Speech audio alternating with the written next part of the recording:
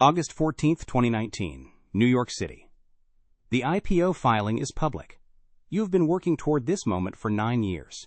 The document is 400 pages long. It describes a company valued at $47 billion. It describes a mission to elevate the world's consciousness. It describes a CEO who has sold the naming rights of his company's brand back to the company for nearly $6 million. You read the document one more time.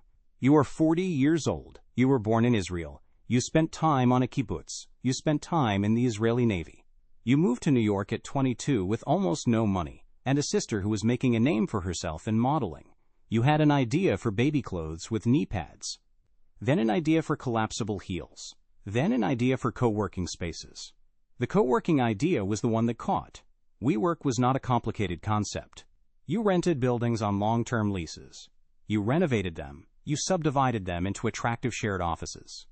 You rented the subdivided spaces to startups and freelancers and eventually corporate clients on short-term, flexible terms. The margin between your long lease cost and your short sublease revenue was the business. This was a real estate arbitrage business, a good one, a growing one, but a real estate business.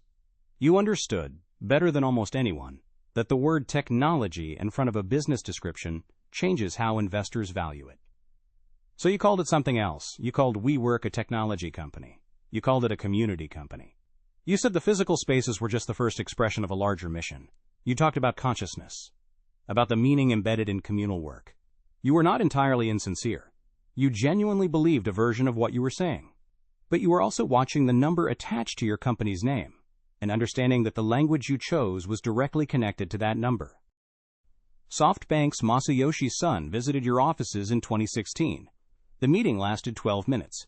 He wrote you a check for $4.4 billion on a napkin.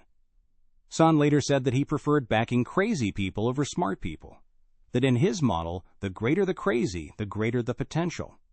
You were exactly the kind of crazy he was looking for. The money allowed you to expand faster than the fundamentals of the business could support. New cities, new buildings, new verticals. We live, we grow. A school, a surf wave company, a company that sold wave pools. You took a private jet everywhere. You smoked marijuana on a private jet flying over international waters and handed it to the crew. You bought a wave pool company, then sold it back to yourself through WeWork. You borrowed against your WeWork shares repeatedly. You trademarked the word we and charged your own company $6 million for it. The company was losing money at a rate that grew every year. By 2019, the losses were nearly $2 billion annually. You were spending $1.70 for every dollar you brought in. None of this was hidden.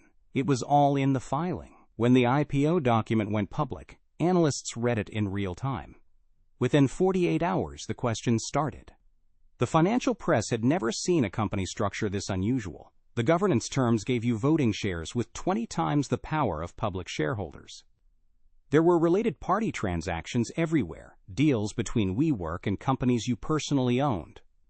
The losses were massive, and the path to profitability was described in language so abstract it was almost poetic. The $47 billion valuation collapsed to $10 billion within 2 weeks, then to 8. The IPO was pulled. Your board, which had tolerated your management style through years of growth, decided it was time. You were removed as CEO in September 2019. You negotiated your exit package, $1.7 billion. You left. The company filed for bankruptcy 4 years later. Masayoshi Son called the WeWork investment the most foolish in SoftBank's history. He said it in public.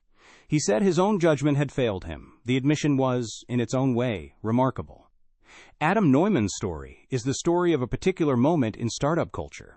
A decade when the money was so abundant and the belief in disruption was so complete that a sufficiently charismatic founder could convince the largest investors on earth that the rules of business did not apply to them, that losses were strategy, that scale was destiny, that the vision was worth more than the numbers. The vision was worth $47 billion.